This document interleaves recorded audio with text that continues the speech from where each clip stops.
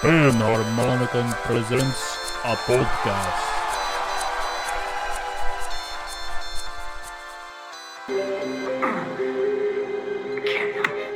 Get it off.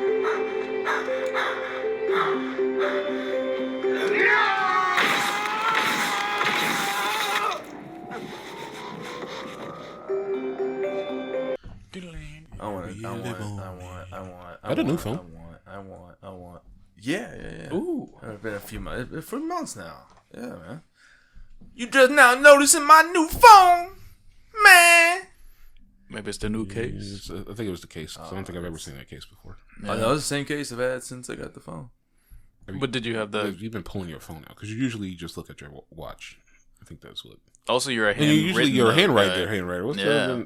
no notebook? Well, What the when hell you was the said that notebook? about how you're doing the notes, because like my notes application on my laptop syncs to my phone as well. I'm like, why don't I just type it there?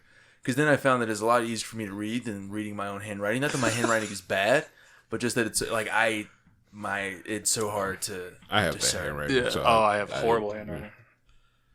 I got bullied by my mother. About my handwriting. I was always told I had by teachers that had like doctor's handwriting. Oh, So brutal. I'm not going to see you in my practice. If only I had become a doctor and gotten that doctor money. There you go. Fortunately, I didn't. Instead, I chose to come here and talk to you guys at another episode of Panharmonicon Studios Presents. A podcast? Sure. I was like, are you stabbing someone? Couldn't tell. I don't know. This is one of your hosts, Damon. This is Andrew.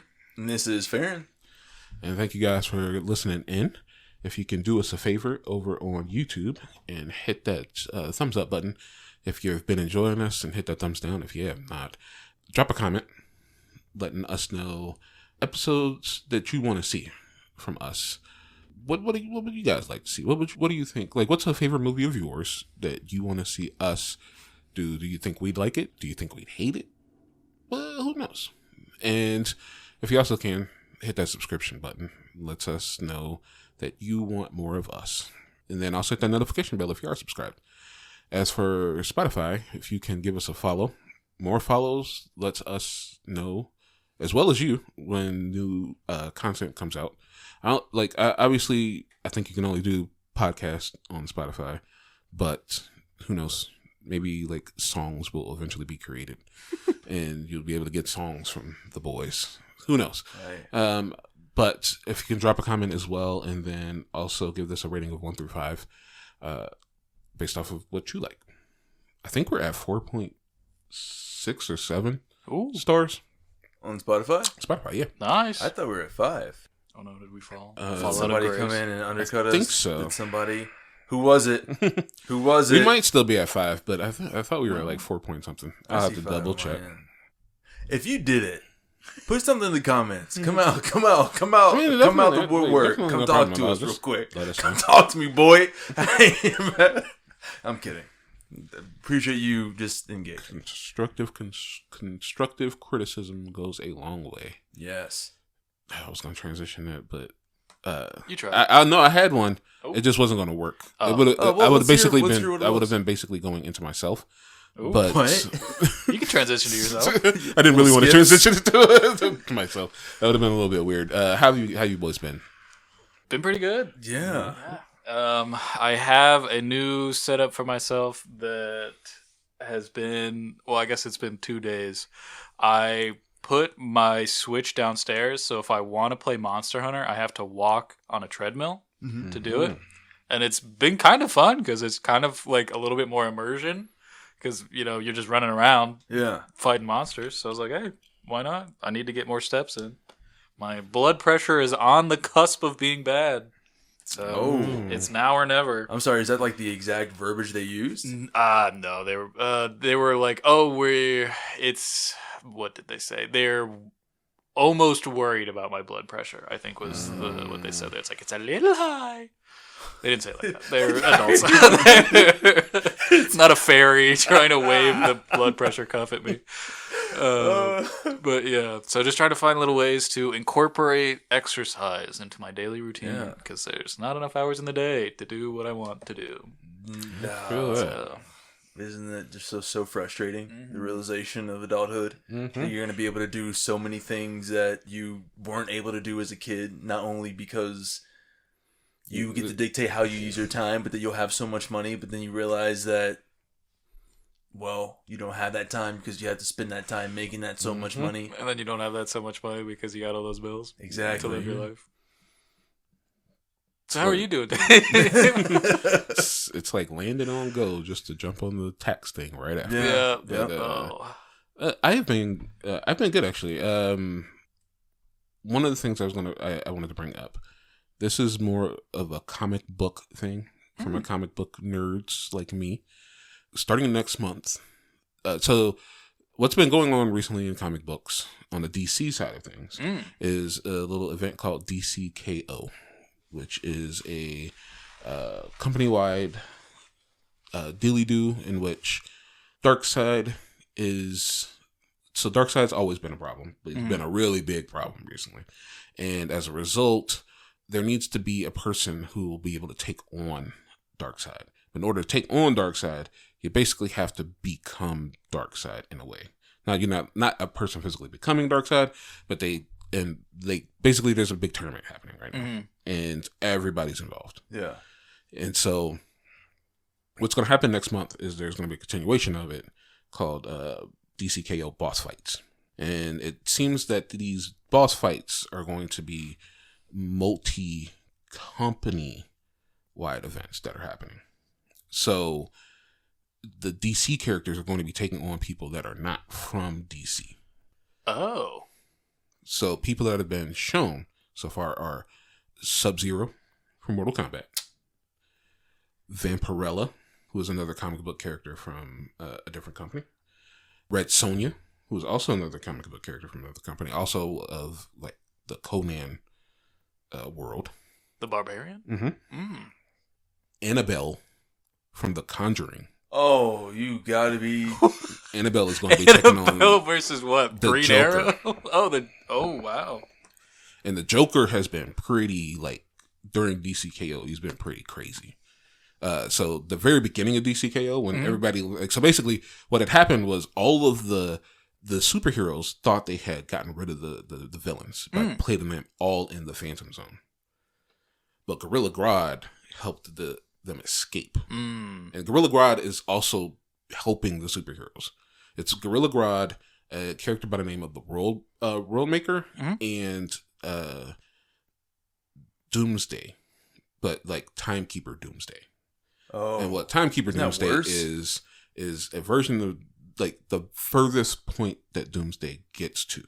So if you don't know who Doomsday is a character that was created to basically take on Superman in the real world. He took on Superman, he killed Superman during the Death of Superman story. The thing about Doomsday in story is that Doomsday is a weapon that always comes back. So basically you kill Doomsday, he comes back being able to overcome how he was killed the first time. What they've transitioned his story into being is not that he was designed by like Kryptonians to be like, or anything to do with Kryptonians. In reality, Doomsday was created as a weapon that would eventually be able to kill Darkseid. And so what has happened is he's like the Timekeeper Doomsday is like the future point of Doomsday when he's died and come back so many times that he is very, very powerful. But in this case, he's also basically trying to like keep over time. And he sees that Darkseid is stopping that because Darkseid is like at this point really like omniversal in his like power. So anyway, at the beginning of DCKO, the superheroes don't know that the supervillains are going to show up. So the superheroes are like about to start when Batman is immediately killed because Joker just gets him in the back and kills him. Now he doesn't die. In reality, what happened is in hand wavy Batman boldness, he set up a mother box, which is this teleportation device that would transport him out of where they were and into the world again. Okay. When should he die? Yeah. He'd basically like kind of jump back to a starting point from like before. But the Heart of Apocalypse, which is what's been lording over this tournament, knew that was going to happen. So it's basically been placing him in a series of things that have been stopping him from being able to do what he wanted to do, which was investigate the Heart of Apocalypse itself. Anyway, going all the way back to Annabelle and The Conjuring. Sorry, this has been taking so long. The main event, the one that everybody is now very hyped about, and you'll be able to see this. The news is coming out as we speak. And there's panels of it that shows it. Is Superman versus Homelander. Oh, okay. And so far, it's kind of looking like it might be even. What? Interesting. Well, we'll see. The fights can't be very long. They're not allowed to be very long. So it probably won't be very long. And obviously, Superman's going to probably win. But Superman versus Homelander. And it's like it's not the comic book version of Homelander. It is like the TV show? Stars, Anthony like Stars. TV. Wow. Interesting. Not to go on another segue, but is there much of a difference between the TV versus comic book? Yeah. Oh, okay. When it comes to the boys comic book, it is a lot more all over the place. And while he does have all the like same powers, he's probably comic books. Homelander probably is more powerful than TV show. Yeah. Homelander, just simply because he is much more of a Superman like parody pastiche in the comic books. So, and there's more to him, but I just don't want to spoil it. Sure. Because while the two medias have drastically gone apart, more than likely they probably will pull from some parts at the end of to like wrap up the story. Yeah, makes sense. We're getting that. We're getting Sub-Zero. I think it's like Sub-Zero versus Black Lightning. Whoa. Okay. And Batwoman versus Vampirella. Wonder Woman has somebody she's going to take on. I can't remember who it is. It's not going to be Red Sonja? Oh, yes. Red Sonja versus Wonder Woman. And like I said, Joker versus Annabelle. There are probably more, but that's what's happening in comic books. And what has you been up to there, sir? Not much, man. Just enjoying life. Working, eating food, going to the bathroom. Whoa. Going to bed sometimes. Okay. Walking the dog? Walking the dog. Nice. Walking the dinosaur. Around the World, Pendulum. I'm sorry, is that part of that song? That was, Yo-Yo Tricks. You were walking a dog. So. Around the World. Yeah. Sorry. I got really focused on walking the dinosaur. Pinch on my floor. Everybody walked the dinosaur. Yeah, those first things that I said weren't words. Yeah, we're aware. Okay. Oddly enough, I think it's like open the door, get on the floor. Yeah, everybody walked the dinosaur. Why does it sound like somebody's getting robbed? Open the door, get on the floor. Everybody do the dinosaur. What's the what part? The dinosaur. You know the dinosaur. I also like how, like, towards the end of that song, they start saying, like, everybody kill the dinosaur. Oh, yeah. Do they? Feelings really changed. Like, what happened here? I thought you were friends. Peter, I thought you were sick. All right, so, with our formalities out of the way, we are going to get into our little mini game here. Because this isn't poorly just... My goodness. Because this isn't movie plots explained poorly. This is a new one. I don't have a name for it. It is going to be me giving the boys here, Finger and Andrew, a movie that it is going to be the plot of a movie. However, I'm going to give them names. These names are not the characters in the movie. They are the characters that the actor played from different movies. This is more in line with what Avi was saying because this one is an ensemble film. So get ready because a lot of names are going to come at you. Get ready. Action boy now. All right. So Sean Archer and Mia Wallace get back together to steal Paris Morgan from Jeremy Gray, Winston Wolfe, and Marvin Hinton. Okay. And in order to pay off a debt to producer Eddie Walker. Yeah. There are way more people in this movie, but you get the idea. I'm sorry, is that last part you just said, what? Is that part of it? I'm sorry, was that... I don't think the disclaimer was... I think that was a disclaimer and not part of the thing. Yeah. So the only one I got was Mia Wallace. And that's from the Quentin Tarantino Pulp Fiction? It is. Okay. Okay. That's all I can help you with. I didn't know anything. Oh, okay. The fact that you were able to come up with that is a huge help. Okay. Do we want to hear it again? Yes, okay. definitely need to hear it again. Thank you. So, Sean Archer and Mia Wallace get back together to steal Paris Morgan from Jeremy Gray, Winston Wolfe, and Marvin Hinton in order to pay off a debt to producer Eddie Walker. And the thing they're stealing is a person? Named Paris Morgan. Paris Morgan, okay. Get Shorty. Get Shorty. That's not. That's Rene Russo. Get Collie. Get Burger. Get. Oh.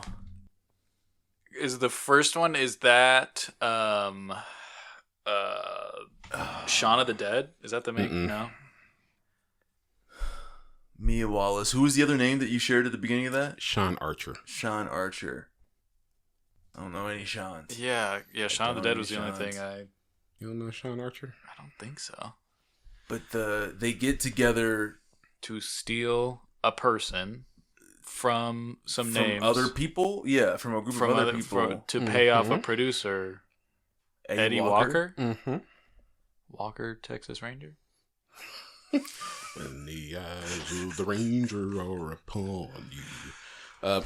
So, you may not recognize Sean Archer. Okay. Perhaps you know him by his other name of Castor Troy. Buggy? Troy Buggy? Sorry. Oh, I thought you meant like Winter Soldier Bucky. Oh, so yeah. I Bucky Bones. I didn't know he played a character named Castor Troy. Can we get a genre? Are we still out our lifelines? Yeah, you are still out. Okay. I'm glad that you are thinking about that part. So it is a how would I describe this movie? It like a kind of like a crime comedy. But it's not any of the Oceans. The Ocean, because Ocean's 9 is all women. I think it's Ocean's 9. Ocean's 8, I think. Oh, I'd yes. have been naming a lot more people if it was Ocean's. That's true. That's That true. one had like Rihanna We should do in it. this. I think it had like a lot of crime comedy. Crime comedy. Crime comedy. With a spectrum of genders. So it's not an all. Never mind. I'm digging myself in a hole that I don't want to get in anymore. My Super Ex-Girlfriend? No. Whoa! What is that? I think it's a movie. Yeah, I know that was probably a bad guess, but it's a movie with Uma Thurman and Luke Wilson, where she plays a superhero, but Luke Wilson doesn't realize that she's a superhero. Oh, that's cool. And yeah, he dates like somebody. That's why I thought Uma Thurman could have played like Miss Marvel. Yeah. You were so close earlier. Oh, With Get Shorty. with those? pancakes. Mm-hmm. Get crunk. Get funky. Get groceries. Get sweaters and jackets and boots and jeans and a watch. Oh boy. No. we out of time? You got 14 seconds. 14 seconds. No. Get out. Get up. Get around. The cool down. The cool. Get coolie. Get cool person. No. It's 2005's sequel to Get Shorty, Be Cool. You were close. Wow. That's why I said get collie, because I felt like there was a cuh. I Yeah. just couldn't figure. You were almost there. Yep. So Sean Archer, John Travolta, who also played Sean Archer and Castor Troy in Face Off. Oh, that's what it is. Mia Wallace. Also Winston Wolfe. I'm surprised you didn't get that one from Pulp Fiction. Harvey Keitel. Jeremy Gray from Wedding Crashers. Vince Vaughn. Oh. And Marvin Hinton, a.k.a. Roadblock from G.I. Joe, played by The Rock. And Eddie Walker from Barbershop, played by Cedric the Entertainer. And Paris Morgan is Christina Milian from Love and Basketball. Danny DeVito's nowhere in sight. As I said, there are way more people in this movie, but you get the idea. Okay. Oh, boy. You're tearing me apart, Lisa. Oh. Is that The Room? Yeah. Oh, okay. Yeah, Get on, mate. That's on the list. We just haven't done it yet. Oh. It has been fun doing some of these really, like, not great movies. Yeah. It's been fun. But now, our feature presentation. So, there we go. Oh, yeah, this one was chosen by you. You said this one. When a researcher at the Kronos Corporation is mysteriously killed. Teriyaki sauce. Sorry. For asking for too much teriyaki sauce. His daughter, Miski Sagawa, played by Vivian Wu. Her boyfriend, Sean, played by Jack Armstrong. And a rogue CIA agent named Max Reed, played by Mark Hamill, who you would think was the main character of this movie based on all of the marketing, all suspect foul play. Sean discovers a top secret suit of armor called the Guyver, which fuses to his body during an altercation with a local gang, turning him into a supremely powerful cyborg. Kronos' evil CEO, Fulton Balkus, is enraged and sends a crew of mutant alien monsters to get the Guyver back. That, folks, is the synopsis for one, the Guyver. I do want to call something out. That was taken from Rotten Tomato. I made a change. Mm-hmm. In there, Sean discovers a top secret suit of armor called the Guyver, which fuses to his body during an altercation with a local gang. That's what I changed it to. It originally said he turns into the Guyver when he tries on an alien device that turns him into the Guyver. It made it seem like he had a choice. He He did not have a choice. That it just kind of happened. But that is the synopsis to 1991's American/Japanese tokusatsu film, The Guyver. Sorry, it being Japanese, like the transitions, like the cuts, like make so much more sense. Yeah, just like here's a really impactful scene. Ka-ching! Like it's like whoa. I did not like the transition. Yeah, I didn't like it. I made a note of that. Yeah. I didn't realize how obnoxious that was when I was a kid. I didn't either. I was like, when it first happened, I was like, there were transitions in this movie? I think really every time I think about the Guyver, I just think about the part where Mark Hamill turns into the giant roach and then dies. Sure. Oh, but boy. yeah, those transitions. So, yep, American Japanese tokusatsu film. Tokusatsu being special effects. In Japanese, it is the style of format known and most associated with things like Super Sentai, Kamen Rider, Godzilla, and Metal Heroes. Released in March of 1991. Budget of $3 million. Very interesting that we get told that budget of $3 million because I looked far and wide. This movie was released in 1991. I have no clue how much money it made in the box office. Whoa. There is zero information on online. Everyone just says it flopped, but no one says how badly. Like, obviously, it is the world's worst flop because it flopped so bad. There's no information on it, but it had a theatrical release. So I don't understand how this is like. It just doesn't have anything, but no box office release. You would think it was direct to video, but nope, that was the sequel. So 33% critics versus 39% audience on Rotten Tomatoes, and a 5 out of 10 on IMDb. Not sure why IMDb likes this movie so much more than Rotten Tomatoes. I wrote here, while I have no box office data, a $3 million movie at this point in 1991 would not have mattered anyway. The Silence of the Lambs was already out. TMNT Secret of the Ooze was a week away. Wow. Sleeping with the Enemy and New Jack City were already out. And then later in that year, you would get Terminator 2. And there was also this little ditty that came out back in November of 1990. What was that? It was doing so well that even in March of 1991, it made $18 million in that month. It's called Home Alone. Oh, yeah. The movie that managed to somehow stay in the top 10 of the box office for like 7 months straight. Yeah. What, 5 of them were out of the holiday season? So, what do you want to do for Valentine's Day, babe? Hey, you want to go watch a little boy torture 2 grown men? Yeah. Like, how, like, I was around. I don't feel like that movie was so special that it warranted people going out of their way to go watch that movie. Yeah. Like, I don't think about Christmas at all after December 25th. It just, woof. Yeah. How in March were people like, you know what? After we go watch TMNT, how about we go watch Little Home Alone again?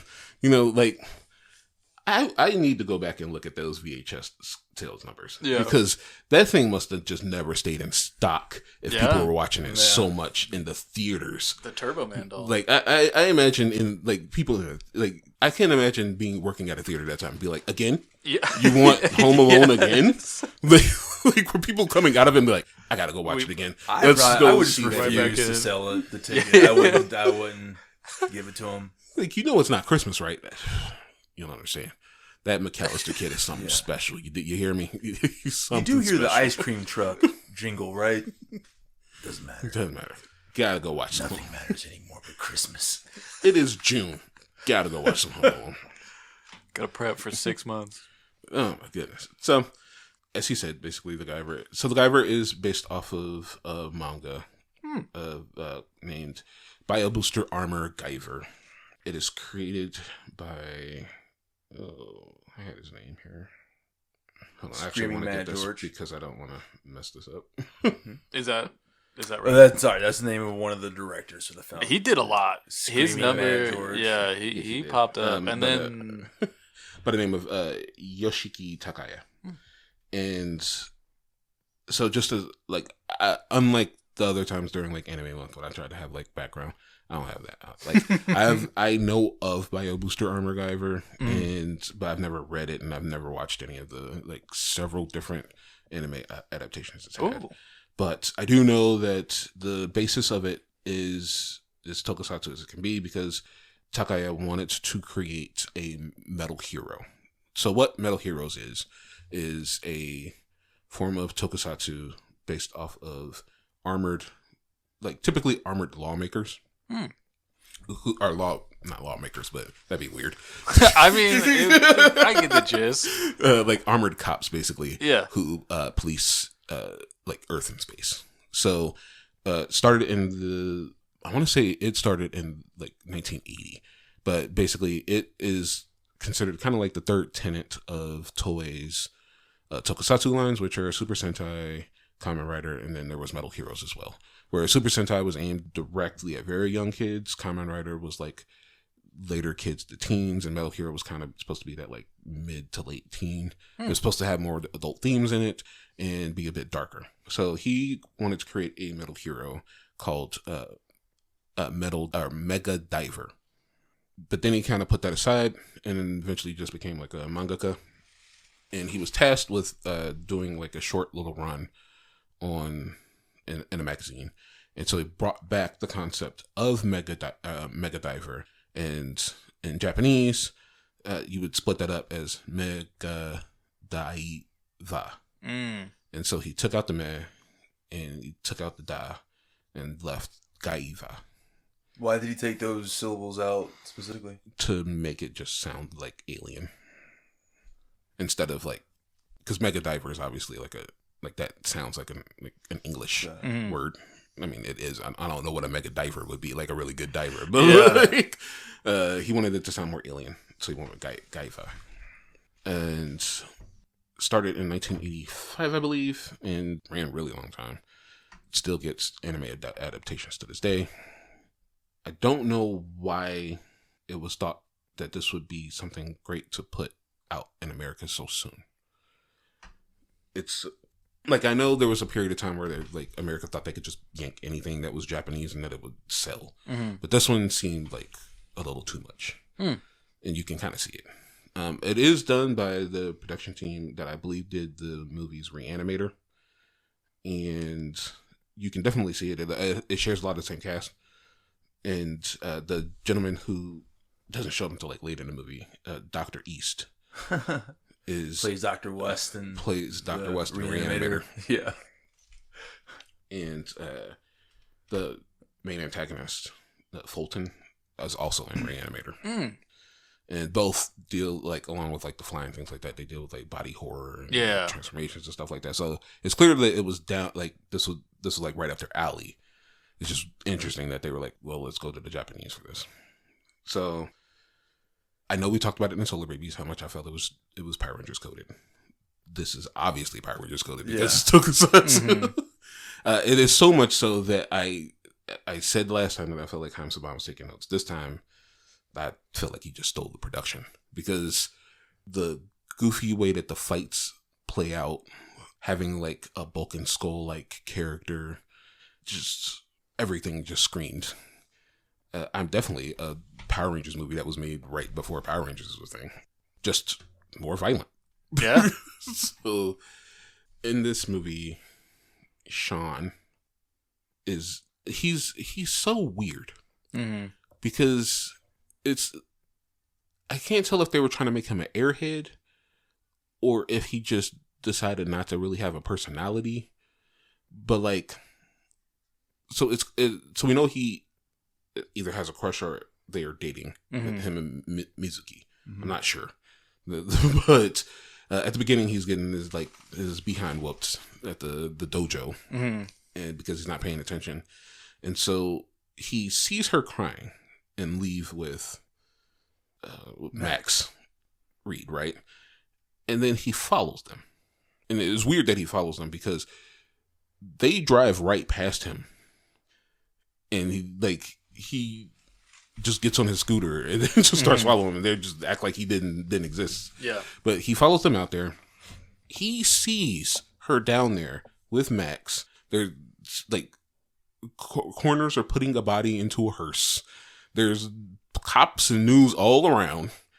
And then when he gets to her apartment and he sees that Max is there, he suddenly thinks that like she's dating him or something like that. Yeah. And he gets jealous. And I'm like, you saw what just happened. Like, what was that a date for them? What did you think was happening here? Like, why are you butthurt all of a sudden? But whatever. So while he's there, he finds the Guyver unit, which was put there by Mizuki's father, Dr. Sagawa. While he was getting chased, somehow Jimmy Walker and the dude from, I honestly thought he was the dude from Goonies. But I think he's from another movie that I've seen. But somehow they don't see him put this thing in a lunchbox. Yeah, like the fact that they got back in the van and then drove the van down to that street was enough for him to do some. He did some shenanigans. Sleight of hand. He hides the Guyver unit and then is killed. Yeah. Classic. Sorry, jumping ahead a little bit. Classic does not open the case.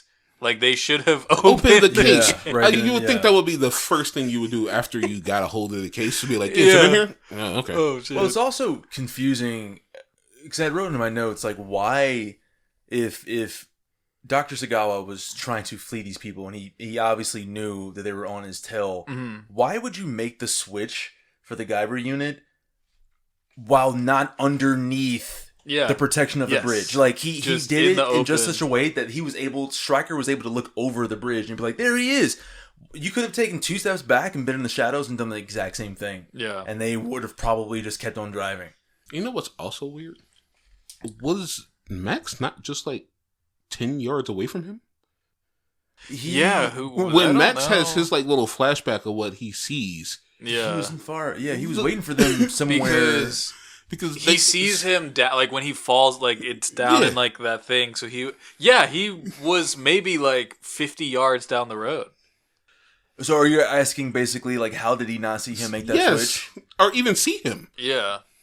Or like they had to run like in that direction because he jumps over into the viaduct, like basically right where Max is, because Max in his flashback barely has to do any movement, right? Well, he's not near the viaduct though, right? Like no, he's at least above Max it. isn't. Max is above he's it. Above and it, then but that's what I'm saying. Like they were on that area above the viaduct together because Dr. Zagawa had to run over to that hole to jump into the viaduct. Yeah. But it looked like Max spotted that fence like from across the street. I don't know. It seemed like he was maybe slightly further away, but he should have had like almost full visibility on Sagawa, yet going to that opening in the fence of the viaduct and see him go down there. Mm-hmm. But I don't know if maybe whoever that other guy, Colonel Castle, the guy who Fake very Wartop? obviously,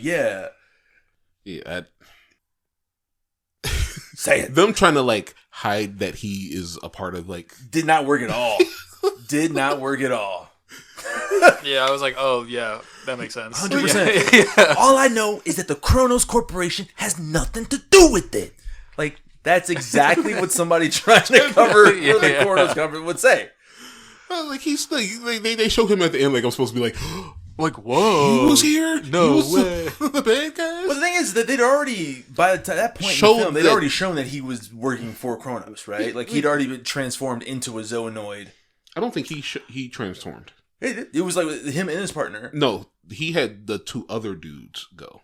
Those two dudes turned into That's Zoonoids. okay, because those people just, in my opinion, those people just showed up to die. Because like when the guy, because like of the I was gonna say like when they're outside of Kronos and Max goes off, he says follow him.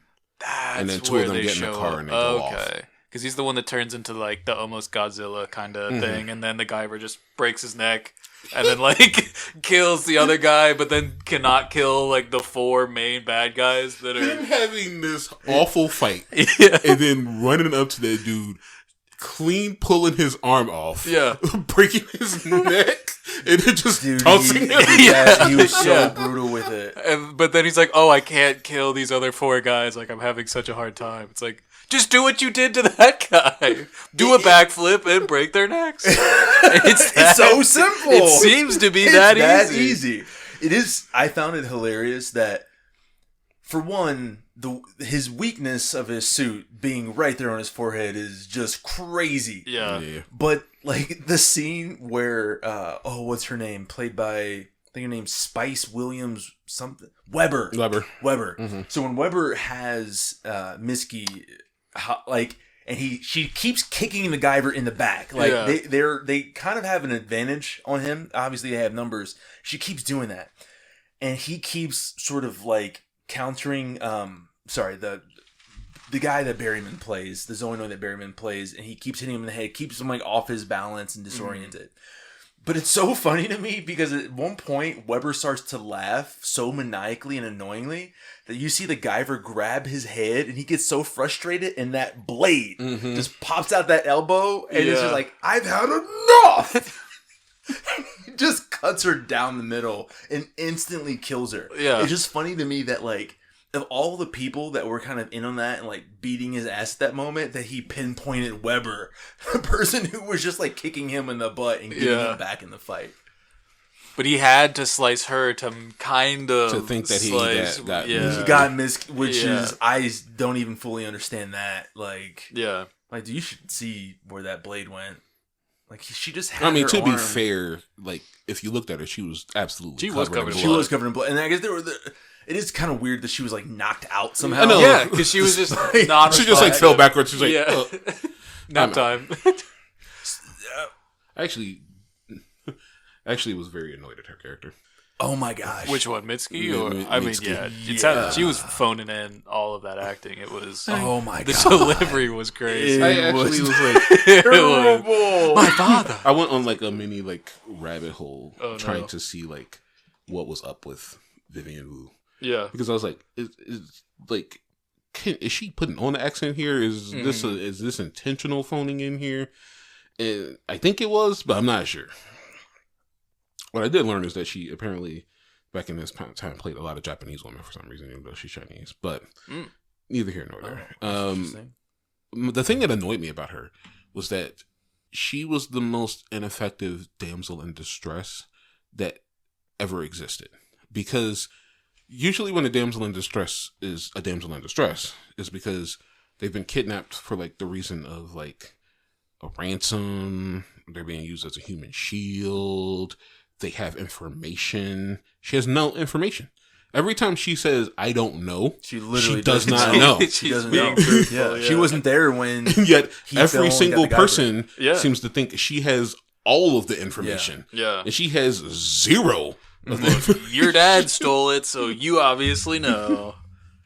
And it's like, it was so weird. It was like, Max comes to her, like she's going to have some information. Yeah. No information. They come kidnap her. She tells them she don't have information. They're like, we're going to kidnap you anyway.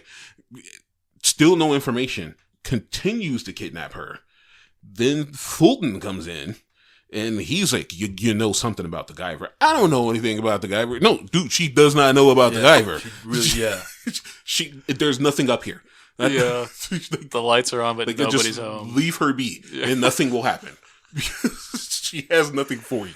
Well, I guess she was bait for... And then finally... And bait? Yeah. He had everything he had. He had That's both true. the Guyver and Max. Yeah, he didn't need her. Yeah. So, like... it was like they had to keep her in order to be like, we need to use this character. Yeah. Because... we paid her this amount of money. Let's get our money. It was like the plot did not dictate the need for her to exist. No. It was like she is purely a device for which you point Sean at. Yeah. Mm-hmm. Oh, 100%. Because he himself had like no, like you said earlier, he had no personality. Yeah. There was nothing.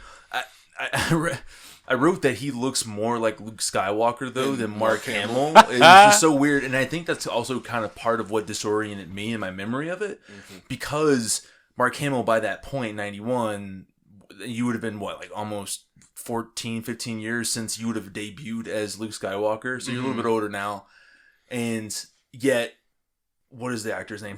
Jack Armstrong. Is it Jack Armstrong?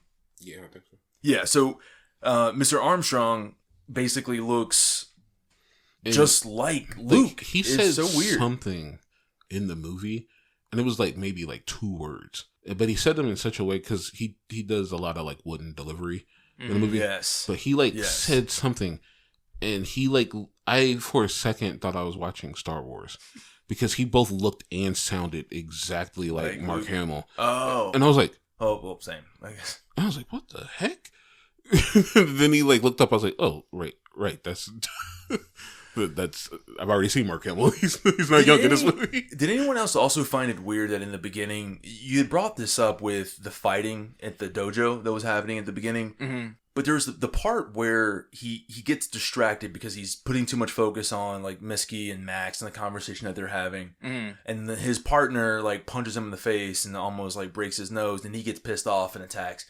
And it seemed like his master was basically saying something to the effect of you got to learn how to control your anger. And I'm like, I don't see any issue with him controlling his anger at all. Yeah. Where is this even coming from? Mad that somebody almost just broke his nose while he wasn't paying it. That kind of justified. Other than that, the entire movie did not seem like there was this ineffectiveness in controlling his Yeah, because I wonder if they were trying to set up a reason for him to be at the dojo. Because it almost seemed kind of like, oh, you got in trouble with the law, go take dojo lessons, community service martial arts. Yeah, go learn Aikido. But yeah, no, it was very strange that she would harp on that. Yeah. But also why was Mitsuki and Max able to go into this office like that? Were they part of? So I think so.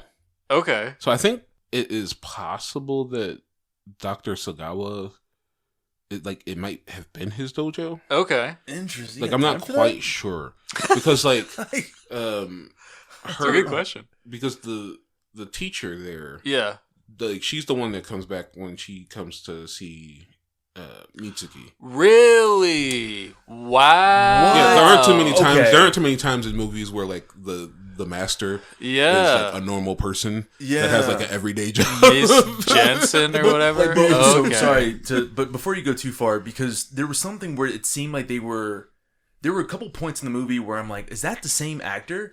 Because his sparring partner, when his bike breaks down, for a I second. thought he was the gang member that was I antagonizing. I had to be like, am I being racist right now? Because Dude, It wasn't? right? I thought it was. Oh. I couldn't. I sat there. I thought the same thing. I was like, that looks like him, but it's almost kind of like they're acting like they don't know each other. Yeah. But then he but said then he something says, about, I know this guy. Yes. And I'm Yeah. like, but they don't look, they look like they could be, but not enough. But to he be doesn't like, say that's- where he knows him from. Though. Yeah. He doesn't say like, oh, we Okay. go to the Same dojo. Or... yeah. And I Wow. thought the same thing about the master when she came in. I'm like, that looks like the master, but why would the master be coming over with like Books what does she and have? paper. Yeah. Yeah. What is? Yeah, and I thought it was because the same guy. Mitsuki came into the dojo with like a book and stuff, I Oh, think sure. that they do work together. So I think that either Dr. Sagawa owns it, and that's why Mitsuki can just kind of come in there as pleased, or Yeah. something's up where like the Sagawa, something they seem to have some relation to the gym, Yeah. the dojo. I'm sorry. Okay. Wow. Yeah. Good to discuss these things. I thought it was the same guy. So I was like, oh, that's why he knows he can beat him up, because he's been beating him up Yeah. mere 4 hours earlier. But speaking of that scene, though, why did that guy wait until all of his friends had gotten like ousted to pull out a gun? What? Oh, yeah. Why would that be? You see what happened to this kid? I mean, he probably forgot for a second he had the gun. That he had a gun and was like, oh wait, I got this thing. That I gotta say, that scene, there's so much about that movie that I, having come back to it as a 36-year-old man now, I was like, wow, I do remember so much of this scarring me as a kid. So, dude, the scene where he gets the Guyver on him for the first time, that scene sure. as a kid fucked me up. Yeah, Because he's like screaming and, Yeah. it like absorbs into his skull. And dude, it was just, I love the practical effects of the film. Yeah, the effects are actually very good in this Yeah. movie. And the Guyver suit is Sick. fucking really good. Yeah. And I think to myself, like, we're always talking about how, like, in today, like, oh, that suit doesn't look like the source material. Like, that Guyver suit is dead on the source Yeah. material. Like, Yeah. Awesome. it looks so good. It's a shame that all the special effects are wasted on this movie. Yeah. And his henshin scene when he's like, "I am the Guyver," and then it like does Yes. that zoom out. Yes. Yeah. That was like, that is dope. Yeah. That's so cool. That was sick. Man, it's in this movie. Yeah, dude. It's so fascinating to watch, to see how creative they had to be in order to create some of those practical effects. Like the shots. I get so interested in just seeing like what would that have looked like for you to plan those shots, like what you needed. Because was it last week that we had talked about, or I'm sorry, the last time we recorded that we had talked about the Home Alone scene, where how they filmed that scene, they actually reversed away from his face. Or did I have this conversation with? Was this not a conversation that we had? For like So, like, the scene? the hand. Yeah. Well, so when he's walking back from that store and Oh, they're like- driving down the driveway, Yeah, and it okay. looks like they almost hit him, Mhm. is that they actually had filmed it from reverse. So they filmed it with him Oh. screaming that way, and then them pulling the car back just to make it as safe as possible. Very cool. Oh yeah, you would do that. That would make Yeah. more sense than doing it the other way. Then doing it Yeah, the other then way, almost right? hitting Coming small that close child. to hitting Yeah. him. But it made me think about all of the filler shots that you have to have ready in order to make it look right. And so Yeah. in this one, it's just so cool how you cut in between the live actor and then what looked like maybe a prosthetic from behind when they show like the two holes from his neck start to bubble up a little bit. Yeah. And then that come out and wrap around him. That shit's just so fucking cool, man. Yeah, it was, I love that. Like, I love those parts about this movie, and just the little things like when his like suit would like expel like gas or air or Yeah. whatever, and like you could tell it didn't look like there was like anything attached to him, but it just somehow just and it would just like, or like the little things like how the orbs on his head would like move. Yeah, like Like, almost yes. like eyes. Eyes. Yeah. Yes. Like I could tell a lot of the $3 million went into the budget of making the Guyver suit, because you don't see it so much in like the mutants. The I was mutants gonna are just kind of like a hodgepodge of just like. In fact, Jimmy Walker looks like the Gremlin from the movie The Gremlins, with very big lips because he's Jimmy Walker. Those lips were insane. It was so big and it made me so mad because that last shot where Colonel Castle comes back, he is so close to his face that it just made me want to punch him. Like when he's kind of waiting for him to tell him what's my next move, what's the next direction, and his lips are literally like 75% of Colonel Castle's head. Mm-hmm. Why are those lips so big? And this is Stryker, just so like right, like also, the very end. Is he the toughest out of all the mutants? Stryker? Yeah, like he does not die in this movie. Yeah, and I swear he takes the most damage because he's jumping in the most for sure. Yep. I have to say, I love how they gave the one woman just like, I love how they just like, oh, here's some weird tits. Like, this is the woman. You gotta remember that. She's some weird hairy creature. Because once you like make them just like an amalgamation of like, yeah. She's also like the only mammal. Yeah, right. I was like, why does she have hair? Like, what is happening? Yeah, I really couldn't tell what anybody else. Everyone else looked like they were just some kind of weird combination of some kind of like lizard-like creature. Like they were a whole bunch of like kaiju suits. Yeah, They're like, we'll just make a few alterations here, right? Put it together until you get to Fulton, who becomes like a dinosaur. Yeah, I don't. Yeah. That was. Which makes me wonder, did they eventually stop doing those cuts? You had mentioned earlier the cuts in between shots. Oh, yeah. It seemed like either, did I just sort of black that out, or towards the end of the movie, did they slow down on how often they actually did those transitions? I think it was like... I don't think they needed to do them anymore. Yeah. Just like... They never needed to do them. Of the movie. Yeah. I mean, they never needed to do them, but like, it was like the last third of it just happens in that lab. Yeah. So there's no need to like transition between like scenes. But why would you... That's the thing that you put in a television show. Yeah. You don't do that in a movie because it's not needed. Yeah. Because it just takes you out. Like, it killed so much of like that emotional scene of just like, whoa, he's dead. Thank you. You're like, whoa. It was like the first time it happened, I was like, oh, that was weird. Yeah. Mm-hmm. Like, it's almost a jump scare. I was like, oh, that was weird. Is that a transition? Then it happened again. And then it happened again. I was like, oh, this is going to be a thing. Yep. and then it was every scene, it seemed like. Yeah. Every subsequent scene was that transition. And it was so weird that you wouldn't even choose another variation, like a different sound effect or anything like that. I think if it didn't have direction. I think if it didn't have that like stinger sound. Yes. I think you would have been like, okay. It would have been so fine. Yeah. And like just like the sound of the wind or something. Like, cool. We're done. Every time. And it was so loud. Yes. It would take over like whatever was like happening at the time. Right. Like, oh. Like, wow, ooh, don't do that. Oh, don't ever do that in a movie again. Please, Lord Jesus, don't do that. And I think I questioned the rating on Solar Babies because I didn't remember. This one is PG-13. And apparently they made it PG-13 because they didn't think they would have the budget for an R-rated movie. Oh, okay. It surprised me because there were some parts. That's what I was thinking to myself. I was like, at one point I was like, this is a PG-13 movie, by the way. And I think it was when he was reborn by slicing his way out of... Yes! I was not expecting him just to melt. Like, when they, like, pulled the thing out, and I was like, whoa! Yeah, dude. I guess he's dead. That's crazy. I remember that. Like, I remember that being another scene as a kid where messed me up. But I totally forgot the sequence of events. Like, I thought that... I forget his name. Liskin! That's what it was. Lisker, sorry. Mm-hmm. Michael Berryman, the guy who's kind of leading that little ragtag group of Zoanoids. I thought that it was him. I misremembered. I thought it was him that ate the ball. And then he comes back in the end. Not that it slipped into the other dude. Dr. Gordon, I think. Was it? I don't think it was Dr. West. I don't think it was Dr. Maybe it was. I thought it was Dr. East that happened to. Yeah, because he had glasses on, I thought. I thought they both had glasses. They did. Never mind. It's hard to tell. People... Yeah. The problem really was that once they turned into mutants, with the exception of like Spice and Jimmy, like they didn't have defining features after that. They just became like a horde of like just people.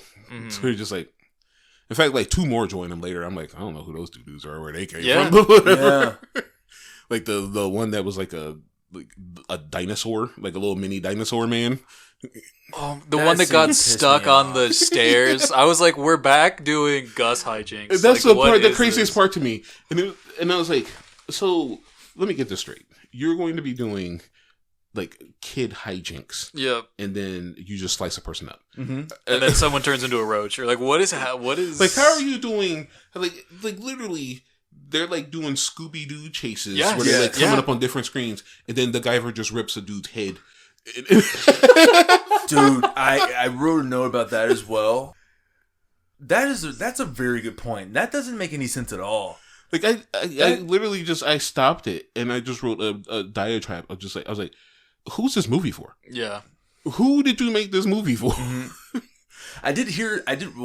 Read something to the effect that, well, was it TMNT that came out the same year, right? Yeah, the same month. Same month. Okay. So that was actually kind of like an influence of them wanting to make it more what they thought was kid friendly, but I'm like, this is not kid. You didn't make it kid friendly. Yeah. Like at one point a kid will be laughing and then you just scarred them for life. Yeah. Right here. This guy. Me. Hello. That's what happened. Like, I couldn't imagine watching this movie in movie theaters. No. Like, I'm going to be showing up for TMNT the next week. I'm like, no, thank you. I don't want to watch movies Mark right now. Hamill turn into a cockroach. Yeah. And then just, like, collapse under his own weight or whatever happened. Dude, that was so gross. Yeah. It's so fascinating, but so gross at the same time. I also love the fact that they gave him, like, a full minute transformation. Yeah. Just for him to die. It was almost like a magical girl.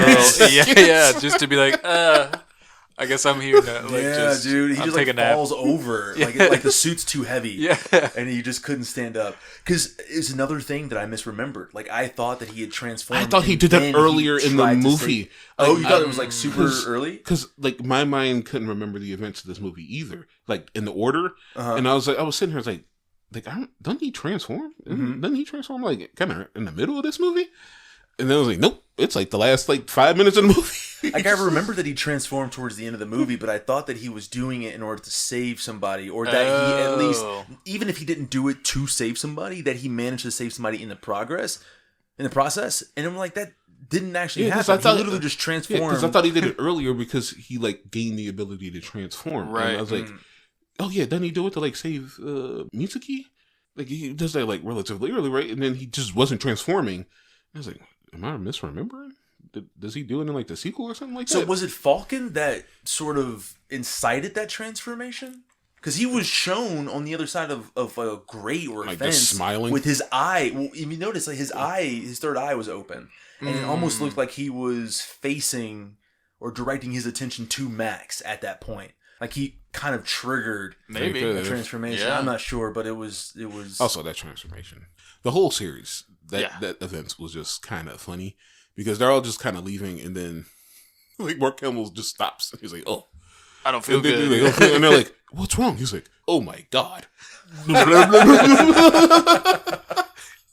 His delivery of the "oh my god" was just like, I was like, really, like throughout the movie, I was like, well, Mark Hamill's in his like I don't give a fuck bag. This one, he just wanted to smoke cigarettes and throw them on the ground.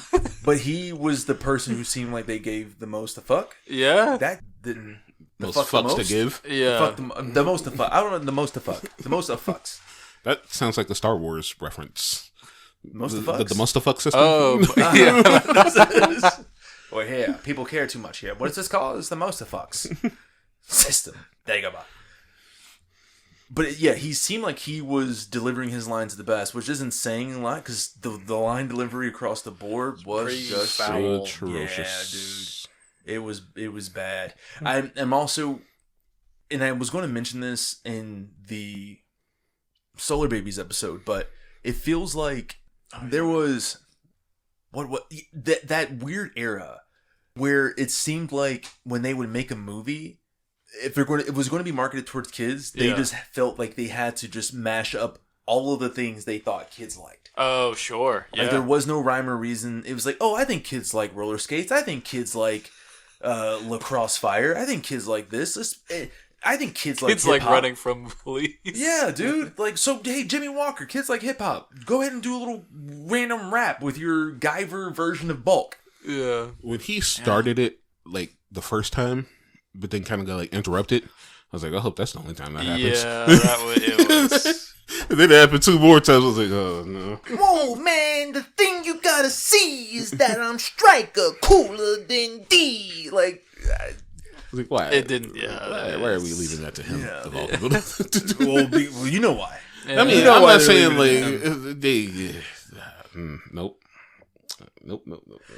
In a movie that though is an hour and a half long, I just feel like you don't really have time to waste on shit like that. Sure. You don't have time to waste on just like, oh, let me just throw in this random, because it's not even.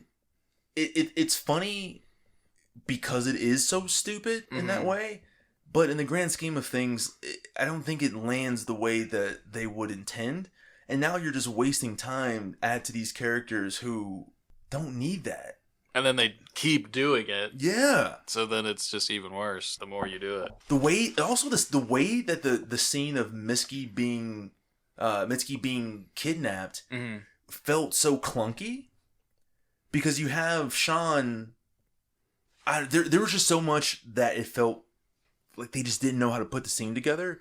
So like when she's in the rug, or like when even like directly preceding that, like even when he leaves and he's like, "Hey, I'll go get some food and I'll come back." And he walks past them, and it's almost kind of felt like they never really left that setting, but like your main character, your protagonist did. But it didn't also go and then show the full violence of what was happening in the apartment. Yeah. So it was just kind of framed in a weird way. Of like, if he's going to leave, then like, let's leave this scene, and then he comes back, and then he walks past them, and it's like, even from a standpoint of these goons, one, why did you think you'd be able to get away with this? Like, what you're doing out in the open, you're not being sort of slick about this at all. Also, who the fuck leaves a dead body so perfectly laying like this? Like the master from the dojo was literally laying like somebody put her in a sarcophagus. I'm like, dude, if somebody brutally killed somebody, they wouldn't be laying as if, they're sleeping like I would say a necronomicon, a necrophilia. So that's not like, it. Whoa. What is the necro word I'm looking for? Just a mummy. A mummy. What is his name? Necrophile. No. What is his name? Necronomicon. God. No, do this. Please help me. Nosferatu? I was like Dracula. Oh my gosh! I was like, where are we going with this necro? Can you see the fear in my eyes? Like, Yes. I was struggling to get that. You were scared. Oh my god! Sorry. Go ahead. Honestly, even that scene continued just the kind of consistent, like how different they would make scenes. Yeah. Because like the scene preceding that is literally like this like Three Ninjas-esque scene of those two bringing a rug down that obviously the viewer knows has to have a body in it, but like it just looks goofy because it's too. Hey man, wait, you gotta go right. I'm turning left, and you're like, okay. And then he goes upstairs and there's just blood everywhere, and you're like, what the fuck? Yeah. And she's just destroyed. Yeah. And you're like, oh, okay. And then they go right back to shenanigans because he comes down and they now unrolled her for some reason out in the open. Yeah. And she's screaming and like, hey, shut up. And then like both like Sean and Max come at the exact same time. And you're like, oh okay. Yeah. Oh, after you. And then they just like hit him with the glass. There could have been like some why? And then they just start running away, and then like they have this goofy chase where he jumps over, and then they're like, "Whoa, monster! You're here too early. You didn't do everything right." And then you're like, "You just showed me a woman murdered. Why are we doing? that? And that was a scene that also took too long. Yeah, dude, after he jumps over that fence, and then the whole Scream Queen thing, and that whole bit. The scream itself was forever. Yeah. And it was so loud. I was like, I now have to turn my sound down before someone thinks that I've killed some woman in here. Yeah. He's over there, baby. Like, she screamed for like 30 seconds. I was like, shut up. I was like, what is happening here? And then the scene starts. And then they go into the bit. There's so many times that happens in this movie where it just you took a crumb and you somehow developed the crumb into a sandwich, but not one that I wanted. It was like, I don't know how you took this crumb and turned it into a whole sandwich. Yeah. I didn't ask you to do that. You could have left it as crumbs and I'd have been okay. And okay. Are we ready to give our... I think so. Yeah, we gotta pull the cord at some point. No, you're good. There's a lot. There's a lot to go through. And I just have to say, I said teriyaki sauce earlier because when Stryker was killing not when Stryker, when Mr. Nazi guy was killing the professor, Stryker just had the weirdest like commentary because he called him pencil neck. Like he was like, "Oh, you go with pencil neck?" And then it was like teriyaki sauce. He just says it. Is it because he's a fish man? Who knows? What is the... Stryker's the one that says teriyaki? Yes. He just yells teriyaki sauce? He just yells teriyaki sauce. And you get it in the flashback when Max is watching this. You hear him go, teriyaki sauce. I mean, it's not that whispered. From a distance? Yes, like, you get it. Because then it's like... I'm like, what? What is happening? From a different angle. So, just wanted to circle back to that point. I didn't mean to interrupt. It was not. Yeah, it was all not good, dude. It wasn't me being the racist. Yeah. The movie. It was Jimmy Walker. It It was Stryker. There was layers to this movie, but all right. How many Panharmonicons does this get? How many Panharmonicons does this get? I said, how many Panharmonicons does this get? Everybody, just go ahead and spit. I do find that okay. It gets 1 out of 5 Panharmonicons for me. There could have been a good movie. Yeah, but like the license is great. You got some good actors for it. Mm-hmm. Not everybody was great, but you got some good actors for it. Mm-hmm. I love the special effects, but ultimately it feels like this movie was directed poorly. And the reason I say that is because you can't like I feel like a good director would have, even though they knew they had a really poor budget, I feel like a good director would have said, well, the people that I have, I should be able to direct to get something out of them. Yeah. And it feels like they just took first takes for every single person that was doing any talking whatsoever. Because the amount of times that Vivian Wu delivers something that I would have said, do you think you could do that again? Yeah. Not the way that you just did it that first time.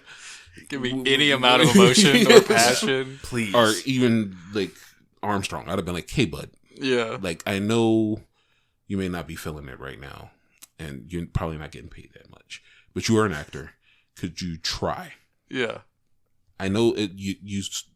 The delivery you just gave me sounded like you were reading the script and not speaking the script. Could you try that again as a person and not as a robot this time? At which point he responds and tells you that he was reading the script for the first time. Like, yeah, okay. And maybe this movie did not start production until October of 1990. So coming out in March of 1991 tells you. It was just like, yeah. It was a very quick turnaround. Very quick. So, and the same thing with Mark. I'd be like, Mark, I know, guy. I know you'd rather be doing Star Wars right now, but could you please try for us just a little more than Yeah. you already are outshining everyone. Because yeah, pick up it a little bit more.